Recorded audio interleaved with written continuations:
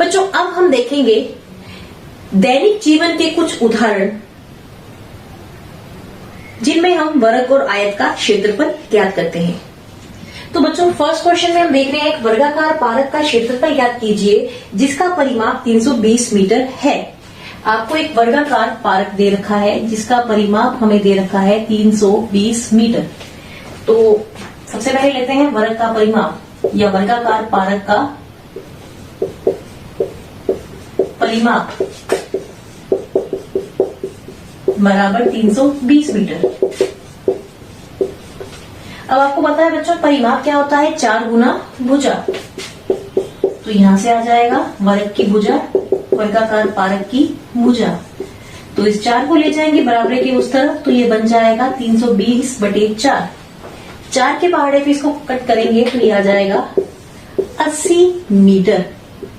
तो वर्गाकार पारक की एक भुजा हमारे पास आ चुकी है। अब हम वर्गाकार पारक का क्षेत्रफल ज्ञात कर सकते हैं। वर्गाकार पारक का क्षेत्रफल बराबर भुजा गुना भुजा। अब भुजा कितनी है बच्चों, 80। तो 80 गुना 80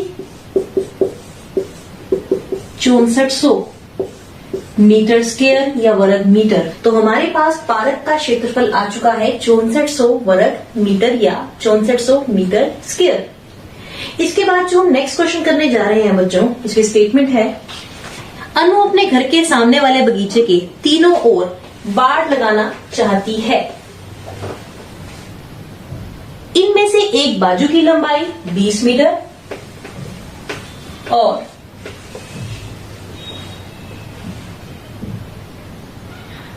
बाकी प्रत्येक बाजू की लंबाई 12 मीटर है।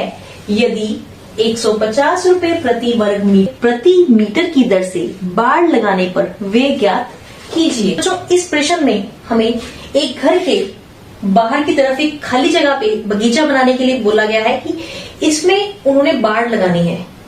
तो उन्होंने बताया है कि जो बगीचे की 2 साइडें हैं वो 12-12 मीटर है और एक साइड 20 मीटर है। तो जब हम परिमाप लेंगे बगीचे का तो हमने ध्यान रखना है हमने ये 4th साइड नहीं लेनी। क्यों? क्योंकि ये घर है, घर के बाहर सिर्फ हमने इसमें 3 हिस्से लेने हैं, 3 भुजाएं लेनी है। तो बाड़ की लंबाई ज्ञात करने के लिए परिमाप में हमें सिर्फ 3 भुजाओं का योग लेना होगा।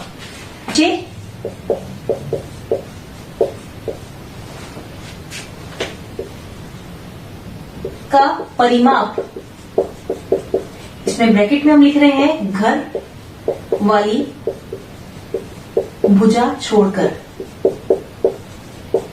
क्योंकि हमने इसमें वो भुजा ऐड नहीं करनी।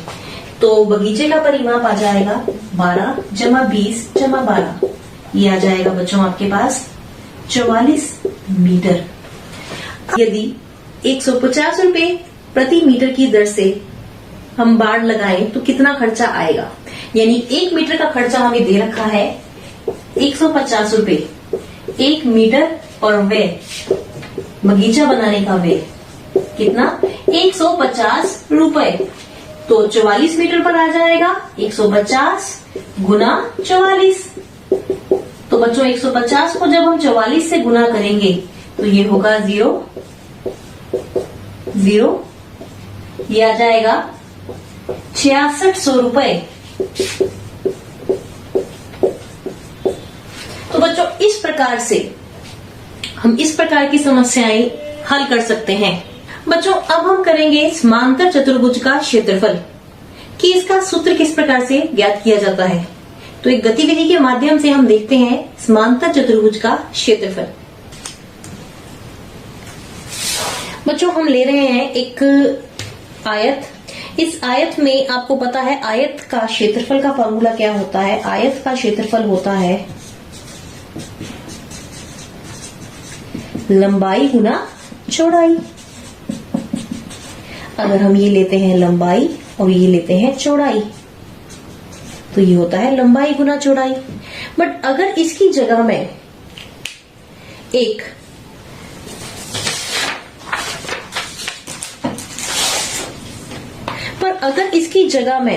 एक समांतर चतुर्भुज लूं कुछ इस प्रकार से। तो ये हमने लिया है एक समांतर चतुर्भुज।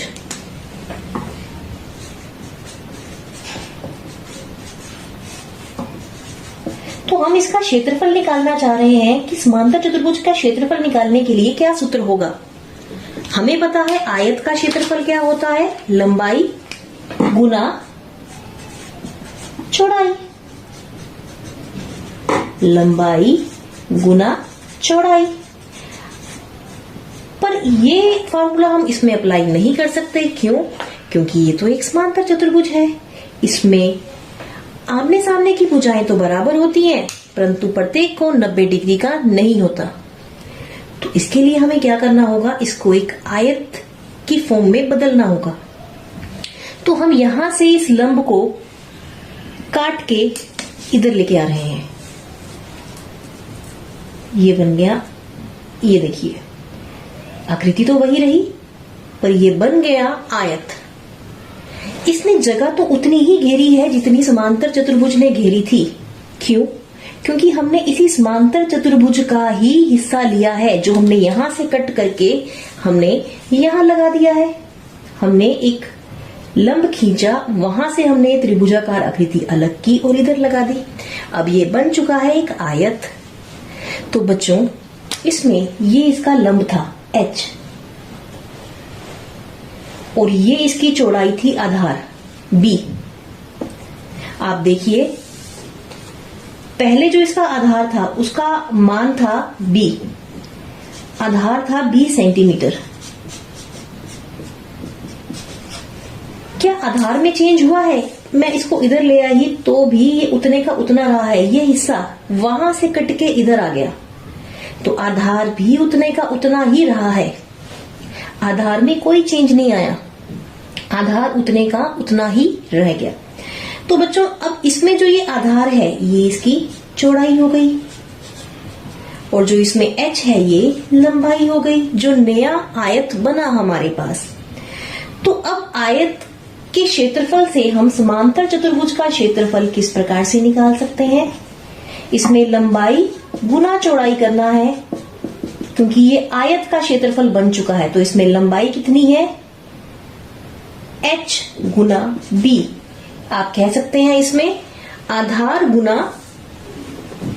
तो इसको मैं इस आकृति को हटा रही हूं, तो क्षेत्रफल आ जाएगा आधार यानी b गुना संगत ऊंचाई या ऊंचाई b गुना h। ये लंबाई गुना चौड़ाई कैसे आया था? क्योंकि हमने समांतर चतुर्भुज को एक आयत में बदल दिया था। ये आयत हमने बदला था इसको, तो समांतर चतुर्भुज का क्षेत्रफल निकालना आसान हो गया था। जब हमने इसका एक हिस्सा इधर से कट करके इधर लगा दिया, तो हमने वही आयत के क्षेत्रफल वाला फार्मूला लंबाई गुना चौड़ाई लगाया। पर आपने ध्यान रखना है, समांतर चतुर्भुज के केस में आपने लंबाई गुना चौड़ाई नहीं लिखना। आप क्या लिखेंगे इसमें? आधार गुना संगत ऊंचाई यानी लंब, आधार गुना संगत ऊंचाई। तो बच्चों, इसमें समांतर चतुर्भुज का क्षेत्रफल आएगा, ये रहा इसका आधार और ये ऊंचाई b गुना h। b यानी base, h means height. Area of parallelogram is b multiply by h यानी बेस इंटू हाइट, या आप कह सकते हैं परपेंडिकुलर डिस्टेंस, हाइट को। इसके पश्चात बच्चों, अब हम करेंगे कि एक त्रिभुज का क्षेत्रफल हम किस प्रकार से ज्ञात कर सकते हैं। तो बच्चों, अब हम लेने जा रहे हैं त्रिभुज का क्षेत्रफल। त्रिभुज के क्षेत्रफल का सूत्र कैसे निकालते हैं? त्रिभुज का क्षेत्रफल यानी एरिया ऑफ ट्रायंगल। हमें पता है एक समांतर चतुर्भुज का क्षेत्रफल होता है आधार गुना ऊंचाई। हमने अभी ये सिद्ध किया है। अब ये एक समांतर चतुर्भुज है बच्चों।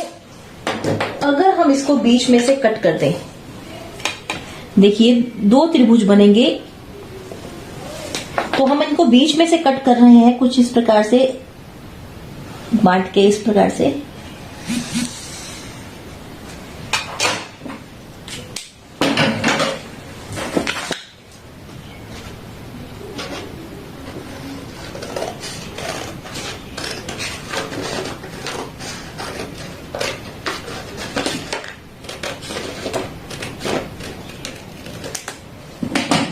बच्चों अगर मैं इन दो त्रिभुजों को एक दूसरे के ऊपर रखूं तो देखिए ये एक दूसरे के सर्वांग आएंगे।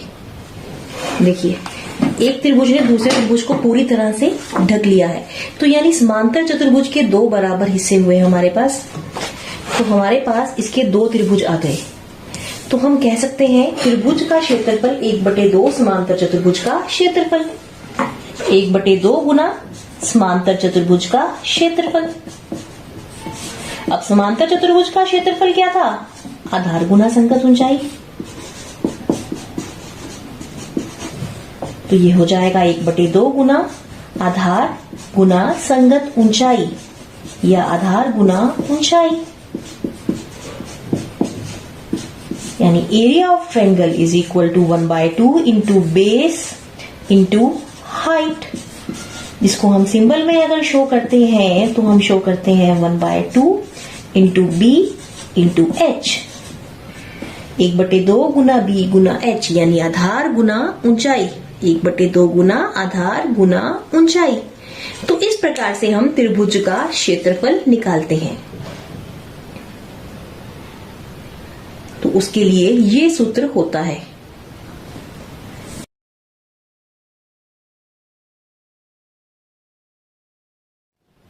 बच्चों अब हम देखेंगे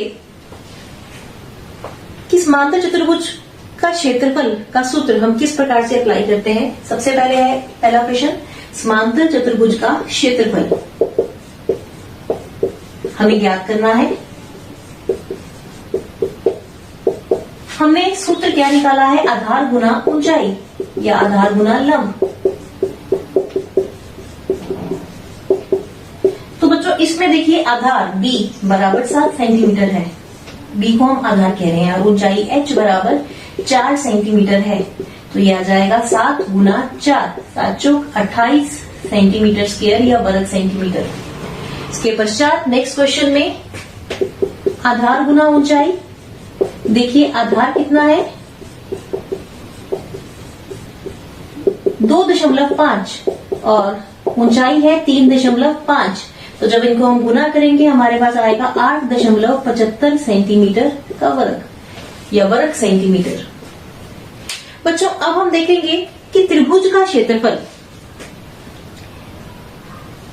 हम इसका आधा करते हैं, पर किन किन स्थितियों में हम लंब अंदर लेते हैं। बच्चों समांतर चतुर्भुज के साथ ही साथ आपने गतिविधि से देखा कि त्रिभुज का क्षेत्रफल समांतर चतुर्भुज का आधा होता है, परंतु समांतर चतुर्भुज में लंब आप देख सकते हैं इसमें, पर अगर त्रिभुज अधिक कोण त्रिभुज हो तो लंब उसके अंदर किस प्रकार से हम खींचेंगे, तो हम ये देखते हैं। तो बच्चों त्रिभुज का क्षेत्रफल निकालते हुए हमें कुछ बातों का ध्यान रखना होता है। सबसे पहले हम देख रहे हैं न्यून कोण त्रिभुज। न्यून कोण त्रिभुज में आप लंब इस प्रकार से खींच सकते हैं। तो ये हो जाएगा लंब h और ये हो जाएगा आधार। तो इसका क्षेत्रफल आ जाएगा 1/2 गुना आधार गुना लंब या ऊंचाई। उसके बाद अगर आपके पास समकोण त्रिभुज है तो इसमें ये हो जाएगी इसकी संगत ऊंचाई या लंब और ये हो जाएगा आधार। 1/2 गुना आधार गुना लंब। इसके पश्चात अगर हमारे पास अधिक कोण त्रिभुज है, अब इसमें हम लंब किस प्रकार से खींचें। तो बच्चों इसमें हम जो लंब लेंगे वो इस त्रिभुज के बाहर होगा।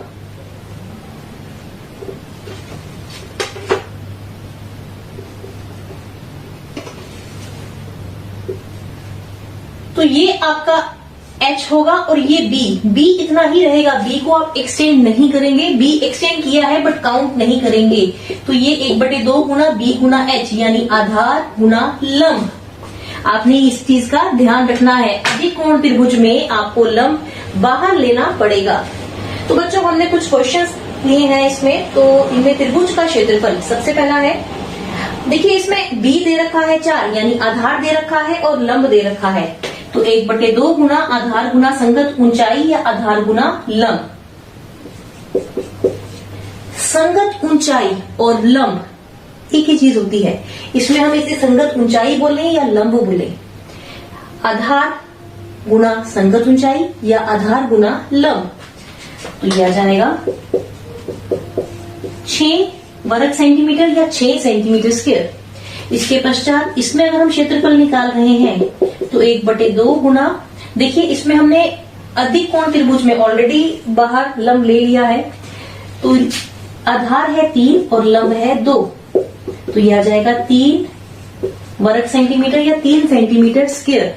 तो इसका फॉर्मूला क्या था बच्चों, 1/2 गुना आधार गुना संगत ऊंचाई या ऊंचाई को हम लंब भी कह सकते हैं। हमने क्या किया था, समांतर चतुर्भुज का आधा किया था, समांतर चतुर्भुज के क्षेत्रफल का आधा त्रिभुज का क्षेत्रफल। तो बच्चों आज हमने परिमाप और क्षेत्रफल के बारे में पढ़ा।